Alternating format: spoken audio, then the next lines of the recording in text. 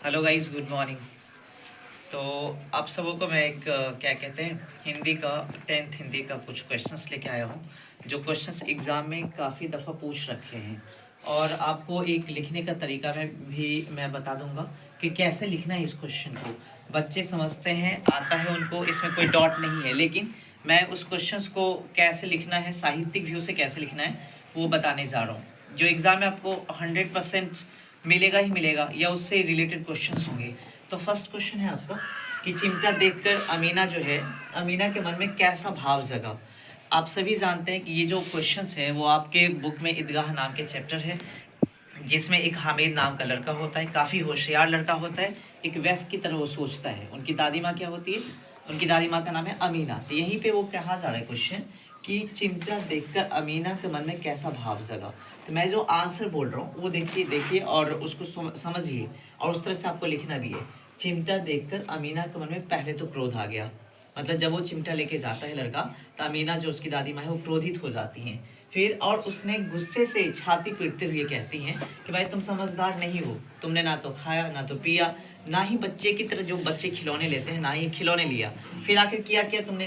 तो कहता है कि तुम जो है, लेकिन फिर उस पर आंसर आता है, मतलब जवाब आता है हामिद का कि तुम जब रोटी सेकती हो ना तो तुम्हारी हाथ जल जाती है। मतलब वही हाथ को जलाने से मतलब बचने के लिए, बचाने के लिए वो बच्चा जो है हामिद, वो क्या करता है, तो एक चिमटा खरीद लेता है। अब ये चीज़ सुनने के बाद अमीना का क्रोध जो है वो स्नेह में तब्दील हो गया। मतलब तुरंत जो है स्नेह प्यार में बदल जाता है, मतलब क्रोध प्यार में बदल जाता है। उनके आंखों में आंसू, मतलब स्नेह की आंसू भी टपकने लगती हैं, और वह अपने पोते हामिद को काफ़ी ज़्यादा दुआएं देने लगती है। ये जो सेंटेंस है मैं एक बार पूरा पढ़ लेता हूँ। चिमटा देखकर अमीना के मन में क्रोध आ गया।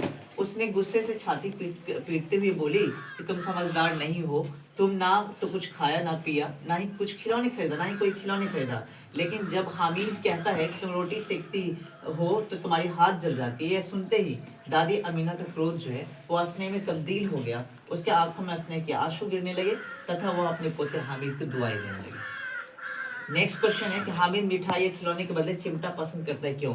देखिए इस दोनों क्वेश्चन में कोई ना कोई एक जरूर टैली करेगा, मिलेगा ही। कहता है कि हामिद मिठाई या खिलौने को क्षणिक सुख कहते हैं कि तुरंत थोड़ी देर के लिए सुख मिला, फिर उसके बाद वही खिलौने टूट गया।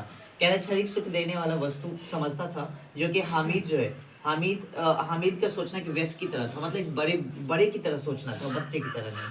वह भली भांति जानता था कि जब उसकी दादी माँ रोटी सेकती है, रोटी पकाती है, तो उनके हाथ जल जाते हैं।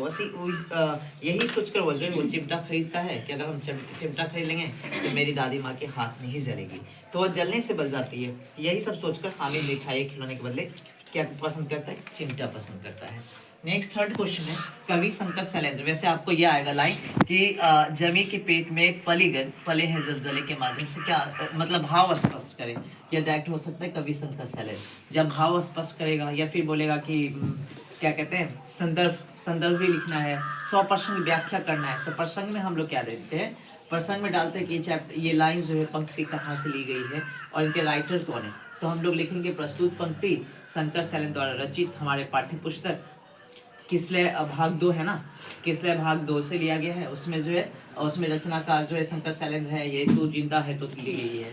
इनमें देखिए क्या कहता है कि पृथ्वी के अंदर जो है ना, पृथ्वी के अंदर आग भी है और भूकंप भी है।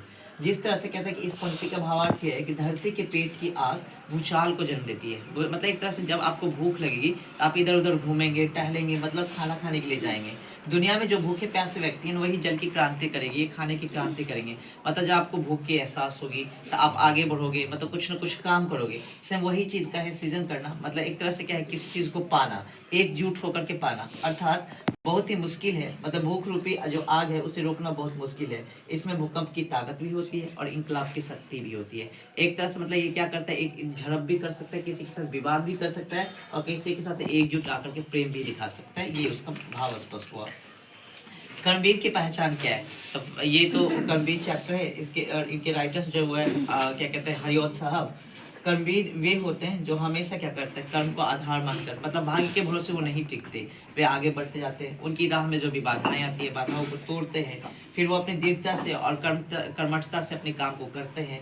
किसी भी जो भी परिस्थिति होता है उसको अपने अनुकूल बना लेते हैं और आगे बढ़ते जाते हैं। वही व्यक्ति क्या करते हैं, कर्मवीर। Thanks guys.